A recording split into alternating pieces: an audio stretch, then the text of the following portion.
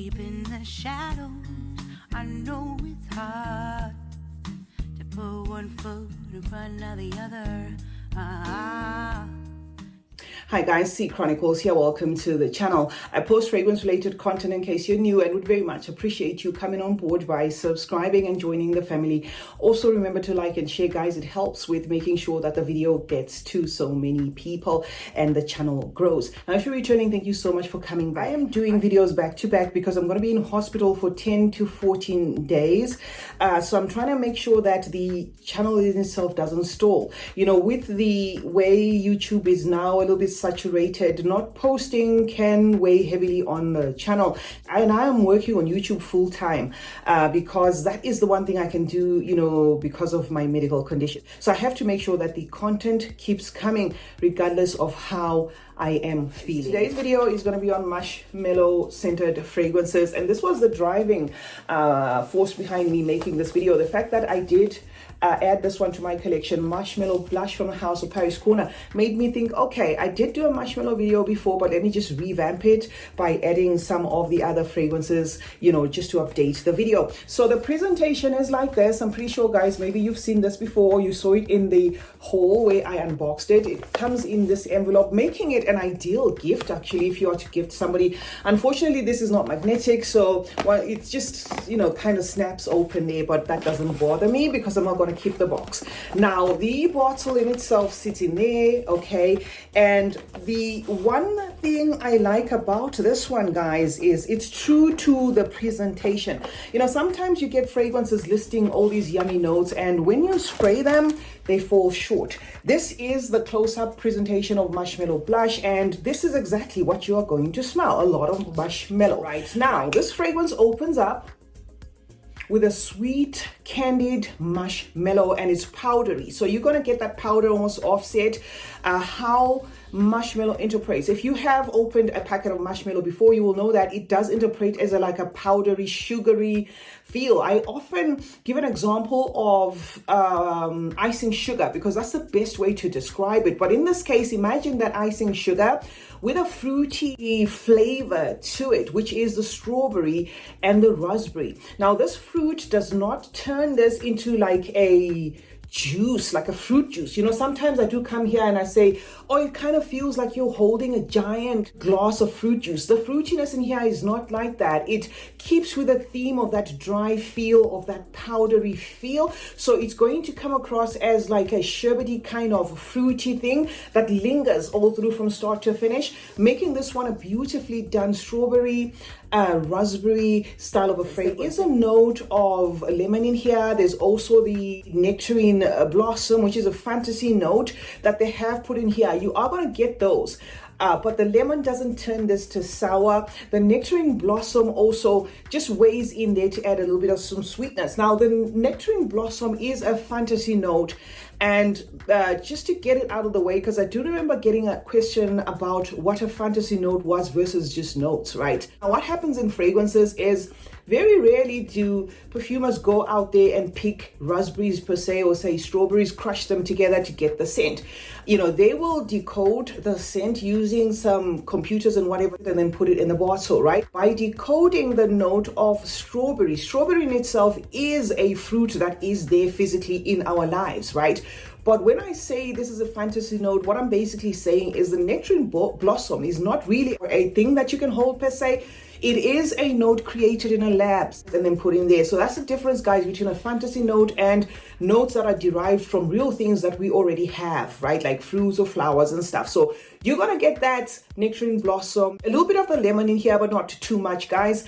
The apple is also there, but it's not disturbing the theme of this, which is that powdery, sugary marshmallow feel. There is also something in here that's going to interpret as though it's a coconutty, but it doesn't switch this to making it like a buttery type of thing. It just adds like a milky weight to it. The same thing that I'm saying is milky may come across to some as like a feel of whipped cream. This particular one doesn't have the note of whipped cream listed on, the website.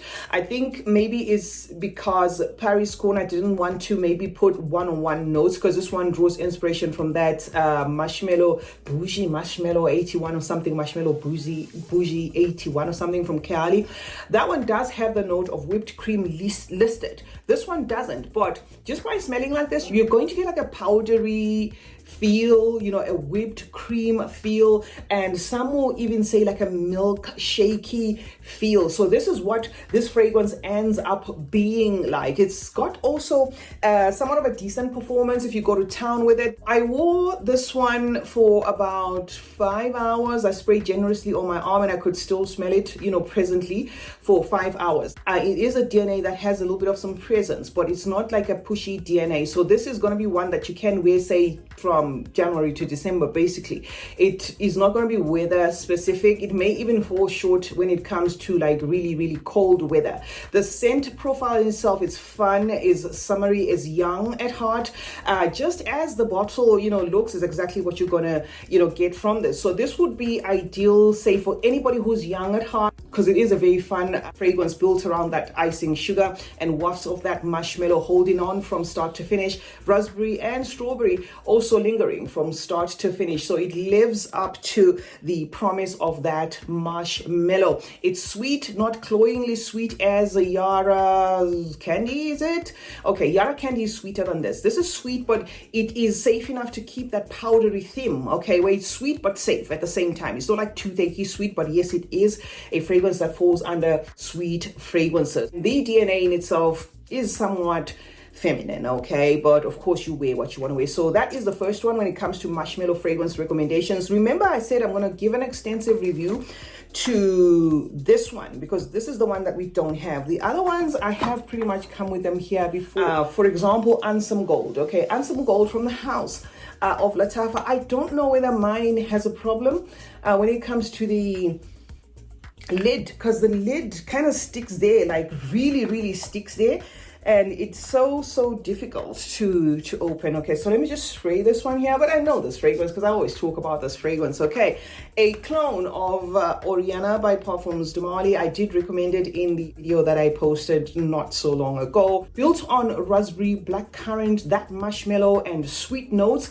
And where they wrote sweet notes, they put a host of like jelly babies there, so you can have a mental shortcut of how the sweets are sweeting. Okay, mandarin orange in here, some pear jasmine as well. Okay, so that is the note pyramid for this. This is true to the interpretation of marshmallow. However, it has that jasmine that's going to yo-yo there. So it's going to be marshmallow, jasmine, citrus, marshmallow, jasmine, citrus.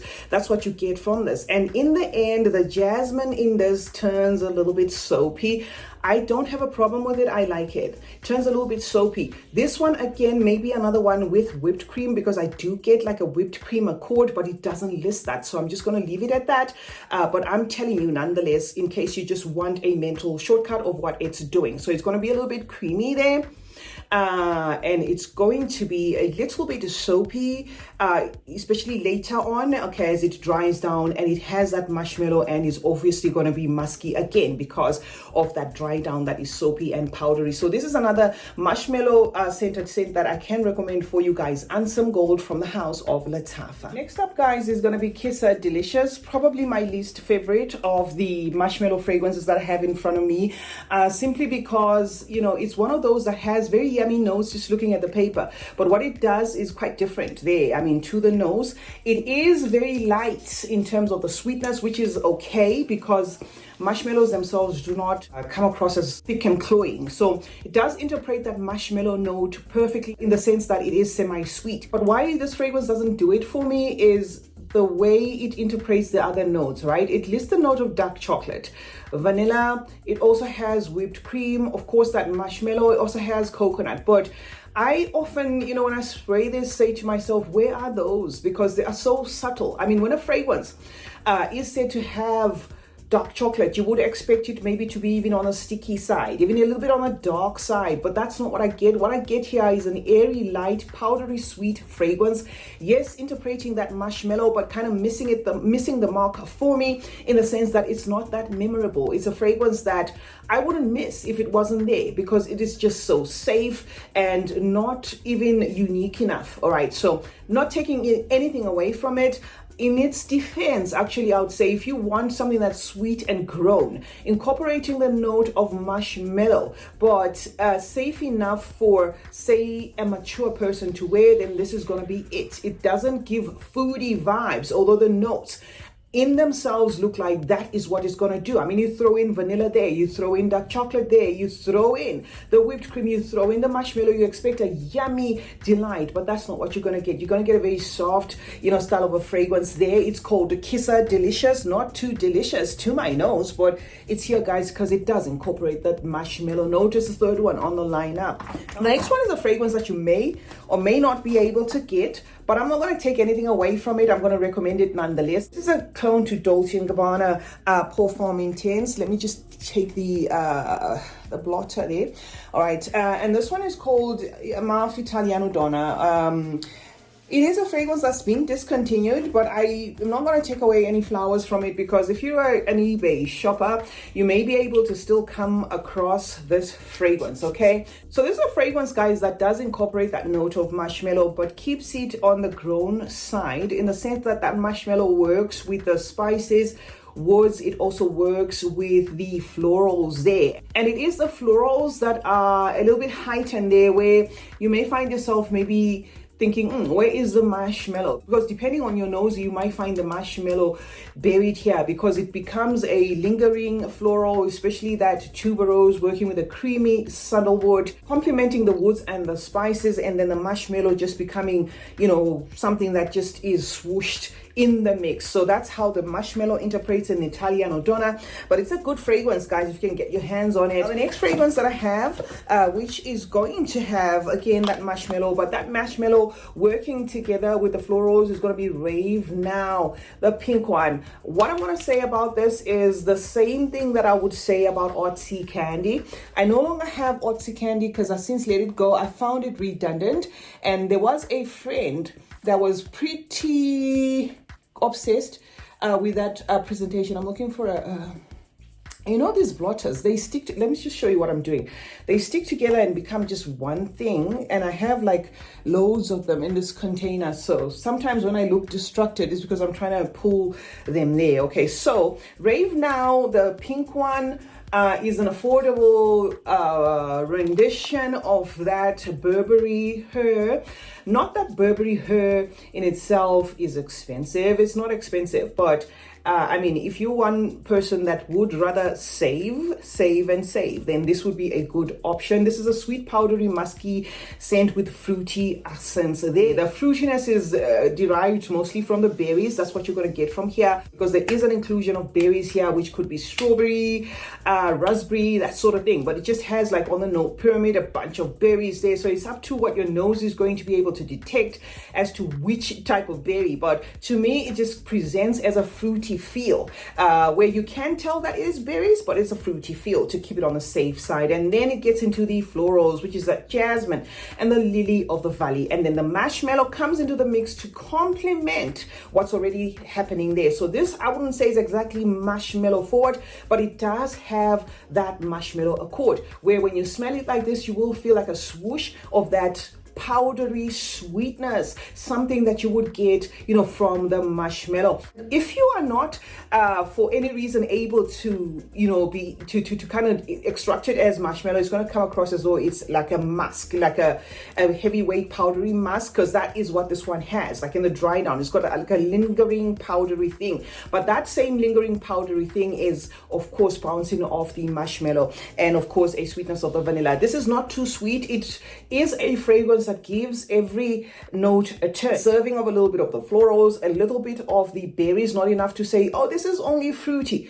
And then, of course, a little bit of the sweetness, not enough to say this is sticky sweet, if you know what I mean. And then that powdery accord, wrapping up everything, being, of course, that marshmallow. So another recommendation, guys, is Rave Now Women. If you were eyeing Amalfi Oatly Candy, vibes the same, so it's going to be entirely up to you whether you want to go ahead and purchase Amalfi Oatly Candy if you already have this, or you purchase that instead of this. It's entirely up to you. Guys, if I am sweating a ton, please bear with me. I'm just trying to make sure that I get this stuff out of the way. Next up is going to be Confession from the House of Paris Corner. Now this Confession is another nice one.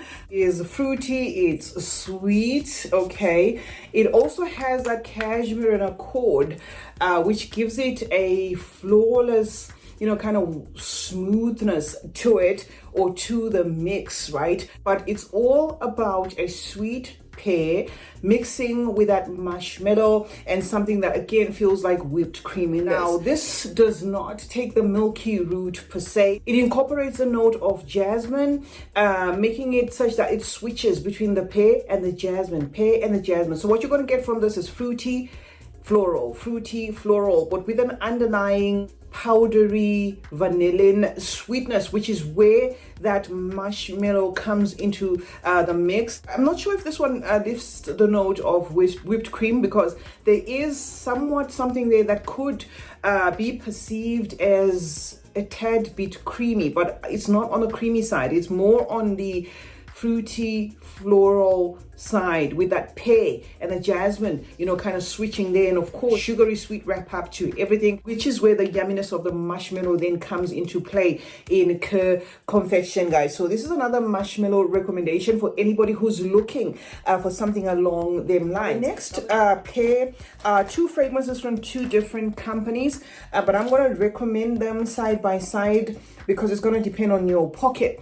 And these I'm also going to say, though have marshmallow, are done in not your traditional, you know, sweet candy style, if you know what I mean. Okay, so the first one is Melody di Orientica from, of course, Orientica, and then the other one is Alwatania Nadine, both fragrances drawing inspiration from that Sintra. These two fragrances are very neroli forward, petitgrain forward, lemon forward, bergamot forward, that sort of thing, orange blossom forward. So they become your quintessential kind of lemony, limey, sour, even detergent-like feel of fragrances. When I say detergent-like, I'm saying, you know, that component that is put in your, you know, detergent to make sure that it has that sanitary smell, you know, that to make sure that it has that, what do you call it, that scent that is kind of germ killing. I don't know what to call it, but I'm pretty sure maybe you guys understand what I'm talking about, is how the lemon vibes in this, the neroli, those lemon leaves, okay, which is the petitgrain, that's how they vibe in this. The two become an intense lemony, intense neroli, intense lemon leaf type of, you know, fragrances, especially there in the beginning. But the magic then happens later, say after an hour or so.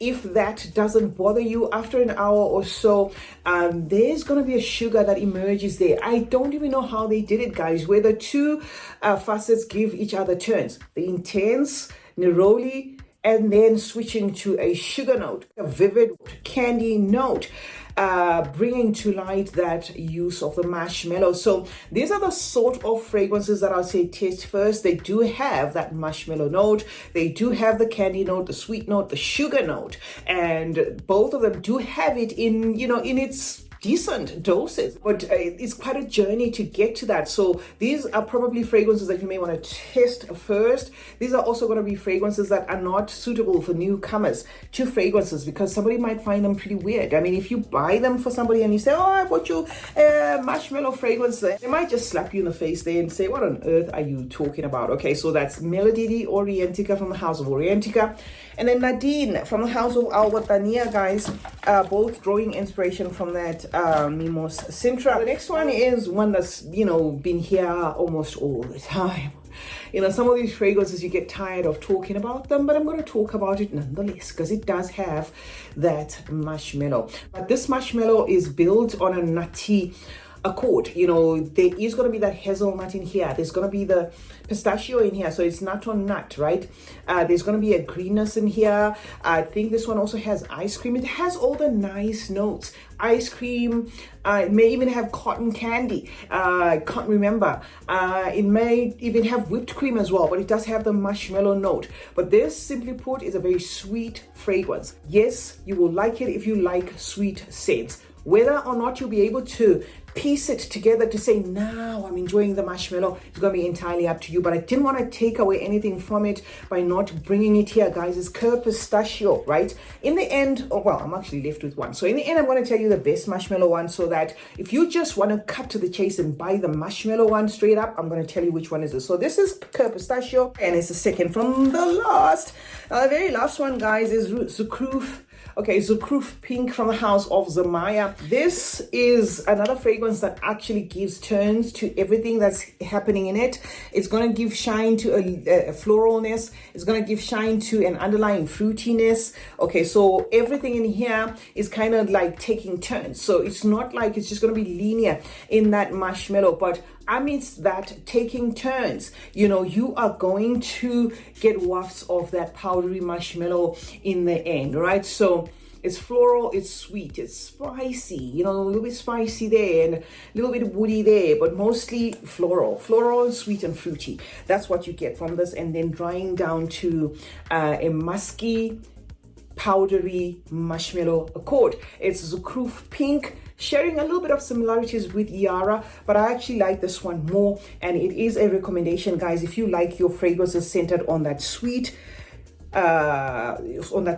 marshmallow theme. So when it comes to the one that beats them all, marshmallow wise, I'm gonna give it to this marshmallow blush, not because it's new in my collection, but because this one is an unapologetic marshmallow scent. Is going to take you to your childhood days. You know, it's going to take you to that. It's going to make you imagine, you know, yourself even eating a fruity scented sherbet, even a packet of sweets, or even jelly babies. This one is the best when it comes to the marshmallow fragrances that I have here, possibly followed by Ansem Gold, because in as much as this one does have the citruses, I am able to get to the marshmallow at ease, okay? And then followed by this one, and the rest is going to be you know, trying to dig through, but you will get the marshmallow if you persist enough. CeeChronicles is my name. Thank you so much, guys, for joining me today. Let's meet in the comment section where we discuss more about fragrances. Remember to turn on post notifications, guys. That way you get to be notified anytime I upload a video. Like and share this one, and remember that smelling good is a form of good manners. Cheers, guys.